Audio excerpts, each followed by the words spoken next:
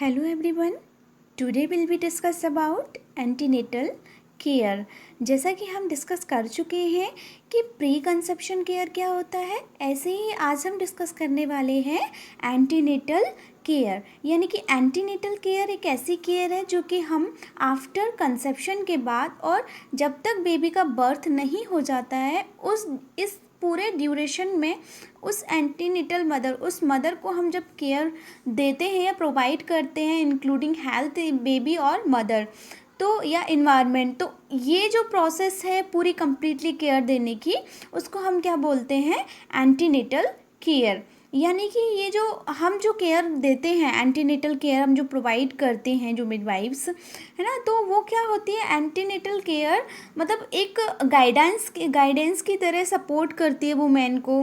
क्यों? क्योंकि एक फैमिली को भी सपोर्ट करती है और उनके हर हस्बैंड को भी, अदर फैमिली मेम्बर्स को भी, कि हम क्या करते हैं उस एंटीनेटल केयर में, हम उनकी हेल्थ के बारे में बताते हैं, उनको काउंसलिंग करते हैं कि किस तरह से उनको रहना है, किस तरह का एनवायरनमेंट है, किस तरह से खाना है, या आपकी बॉडी के अंदर क्या क्या चेंजमेंट आने वाले हैं, उन सब से हम क्या करते हैं, उनको अवेयर कराते हैं। ठीक है ना। तो उस दौरान हम एंटीनेटल के दौरान कुछ स्क्रीनिंग भी करते हैं कि to the find out the any complication during after conception, या मतलब पूरे 9 मंथ में कोई भी ऐसे कॉम्प्लिकेशंस आते हैं या कोई हेल्थ कंडीशन आती है तो हम उसको भी कंटिन्यू स्क्रीनिंग में रखते हैं मदर को।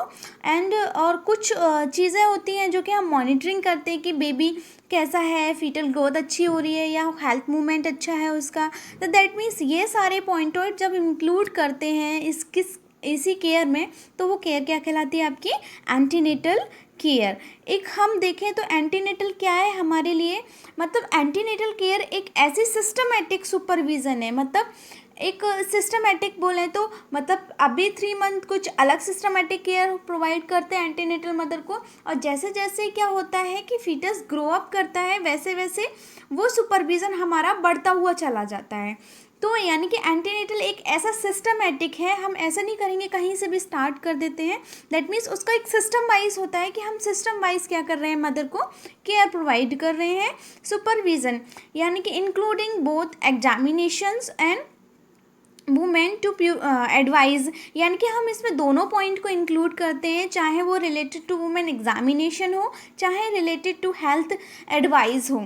ठीक है। एडवाइस मतलब अगर मदर को भी एडवाइस देनी है तो भी हम क्या करते हैं, मदर को बहुत सारे पॉइंटेड या किसी भी कमी, किसी चीज़ की हमें कमी लग रही है वहाँ पे, या कुछ गाइडेंस में इंक्लूड करना है अबाउट योर हेल्थ मदर की, तो हम क्या करते हैं उसमें पॉइंट इंक्लूड करके हम एडवाइस कर सकते हैं, फैमिली मेम्बर को इंक्लूड कर सकते हैं, हस्बैंड को इंक्लूड कर सकते हैं, जिससे कि जो इन्वायरमेंट है एंटीनेटल केयर का वो एक सुटेबल इन्वायरमेंट बने। ओके, तो दैट मीन्स एक सिस्टमेटिक सुपरविजन है involving both of examination and the women during pregnancy के दौरान। ओके, तो मतलब एंटीनेटल केयर को हम प्री नेटल केयर भी बोलते हैं। क्यों? क्योंकि प्री नेटल क्या है कि हम नेटल मतलब नेटल माने फीटस, यानी कि फीटस से पहले जो भी हम केयर दे रहे हैं कंसेप्शन के बाद, बिफोर द चाइल्ड बर्थ, तो वो पूरा जो ड्यूरेशन है उस दौरान हम जब केयर प्रोवाइड कर रहे हैं उसको हम बोलते हैं एंटीनेटल केयर। ओके, नेक्स्ट हम बात करते हैं आपका क्या है, एम्स, यानी कि एम्स एंटीनेटल केयर। यानी कि एंटीनेटल केयर के ऐसे क्या लक्ष्य हैं, क्यों हम एंटीनेटल केयर देते हैं। आप मेडिकल रिलेटेड है या कोई भी चीज़ हम करने जाते हैं तो हम सबसे पहले क्या बनाते हैं, अपने लिए एक गोल फिक्स करते हैं। ठीक है, एक गोल फिक्स करते हैं, एक प्लानिंग करते हैं, एक लक्ष्य बनाते हैं कि हाँ मुझे ये करना है। तो ऐसे ही मेडिकल डिपार्टमेंट जब एंटीनेटल मतलब जब मिडवाइफ एक एंटीनेटल मदर को केयर प्रोवाइड कर रही होती है, एक तब हम क्या करते हैं, एक एम अपना लक्ष्य बनाते हैं कि हमें ये चीज़ें करनी है। और क्यों करनी है, क्यों हम करते हैं एंटीनेटल, क्यों? क्योंकि हम आगे चल के उस कॉम्प्लिकेशन से जो ड्यूरिंग प्रेगनेंसी के दौरान होने वाली हैं, चाहे वो मदर को हो चाहे वो बेबी को हो, उन कॉम्प्लिकेशन से हम क्या कर सकें, दोनों को बचा सकें, यानी कि अर्ली डिटेक्शन कर सकें during the examination procedure for antenatal care. Okay, इस एंटीनेटल केयर के दौरान हम अर्लीस्ट आइडेंटिफाई कर सकते हैं कुछ ऐसे कॉम्प्लिकेशंस को जिसको हम उस पीरियड के रहते हुए हम उन कॉम्प्लिकेशंस को क्या कर सकते हैं, प्रिवेंट और ट्रीट कर सकते हैं। कुछ ऐसे हाई रिस्क केसेस हैं जिनको हम ड्यूरिंग एग्जामिनेशन हम फाउंड कर सकते हैं और आगे चल के आफ्टर बर्थ बेबी को या मदर को ऐसे कॉम्प्लिकेशंस ना हो हेल्थ से रिलेटेड या किसी भी वे से रिलेटेड, उसको हम केसेस को फाउंड करके ट्रीटमेंट करते हैं। दैट मीन्स एंड मदर को नहीं, जो फर्स्ट कंसेप्शन करती है उसे नहीं पता है, वो मेंटली भी थोड़ा स्ट्रेसफुल हो जाती है, उसका इन्वायरमेंट सडनली चेंज हो जाता है, उसकी फिजियोलॉजी अचानक चेंज हो जाती है आफ्टर कंसेप्शन, क्योंकि बॉडी के अंदर ऐसे बहुत सारे फिजियोलॉजिकल चेंजेस आते हैं। वो बहुत ज़्यादा वरीड और फियरनेस फील करती है मदर कि मेरी बॉडी के अंदर ये सडनली ये क्या होता है। तो दैट मीन्स ये सारी चीज़ें हम इंफॉर्मेशन पहुंचाते हैं एंटीनेटल केयर के दौरान। तो दैट मीन्स हमें एक चीज़ को अवेयर भी कर रहे हैं, उस मदर को एजुकेट भी कर रहे हैं कि जब आपने कंसीव कर लिया है बेबी को, तो दैट मीन्स ये चेंजेस आपके दौरान आने वाले हैं शरीर में। ठीक है, नेक्स्ट होता है कि मतलब उसकी जो मेंटलिटी होती है उस दौरान वो क्या होती है, बहुत ज़्यादा डिस्टर्बेंस हो जाती है। दैट मीन्स वो एंजाइटी फील करने लगती है, एंसियस हो जाती है और स्लीपलेसनेस हो जाती है, बहुत ज़्यादा उसको स्ट्रेसफुल कंडीशन होती है। तो हम उनको क्या करते हैं, अकॉर्डिंग टू नीड हम मोटिवेट करते हैं बोथ ऑफ कपल्स को, ताकि वो क्या हो सके कि जो फियर का लेवल है, एंजाइटी का लेवल है, स्ट्रेस का लेवल है, वो क्या कर सकें, हम रिड्यूस कर सकें। ठीक है, ताकि जो कंटिन्यूअसली जो प्रेगनेंसी है वो क्या हो, हेल्थफुलनेस हो कंटिन्यू। ओके, कोई भी ऐसा उस स्ट्रेस की वजह से अगर वो स्ट्रेस लेगी, यू नो वेरी वेल, उस दौरान बहुत सारे हार्मोन्स क्या होते हैं, एक्टिवेट लेवल में होते हैं, बहुत हाई लेवल पर रहते हैं, तो बहुत ज़्यादा वो हेल्थ को लेकर भी कॉन्शियस होती है। तो दैट मीन्स वो स्ट्रेस वरीज होती है। तो हम उस स्ट्रेस को रिड्यूस करना by the need of the motivate करना नीड के अकॉर्डिंग। ठीक है, नेक्स्ट क्या है कि जो प्रेगनेंसी है तो आगे चल के आउट ऑफ कम्स, मतलब जब बेबी का बर्थ हो तो ऐसा ना हो कि बेबी किसी भी जेनेटिक कंडीशन से या कंजेनाइटल मालफॉर्मेशन से कोई वो हेल्थ को क्या करे, कॉज करे। तो हम उस दौरान क्या करते हैं, हम प्रिवेंट करते हैं एग्जामिनेशन, एंटीनेटल एग्जामिनेशन के द्वारा। तो ये जो सारे हमारे लक्ष्य होते हैं वो क्यों होते हैं, क्योंकि हम आने वाले आफ्टर बर्थ या उस प्रेगनेंसी के रहते हुए 9 मंथ तक हम उस कॉम्प्लिकेशंस को कम्प्लीटली रिड्यूस कर सकें। ये हमारा सबसे बड़ा एम और एंटीनेटल केयर का होता है।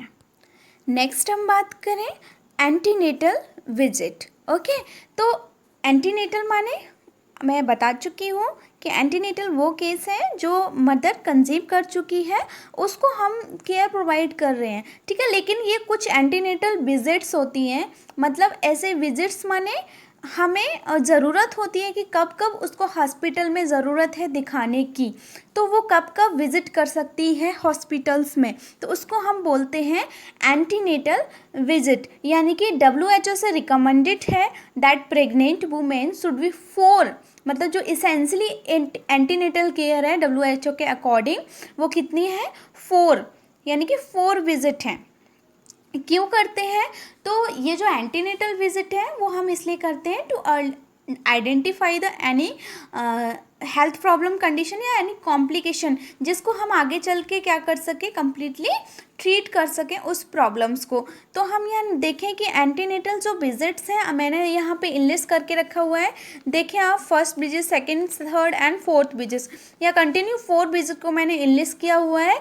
जो फर्स्ट विजिट है वो कब करते हैं, हम 16 वीक्स पर करते हैं। ठीक, क्यों करते हैं, क्योंकि ये क्या कराती है, हमारी कंफर्मेशन ऑफ प्रेगनेंसी कि मदर जो है वो कंफर्म प्रेग्नेंट है या नहीं। तो डिफरेंट टेस्ट हम क्या करते हैं यहाँ पे कराते हैं, जिससे कि कंफर्म करता है कि प्रेगनेंसी कंसीव है, कंफर्मेशन है या नहीं है।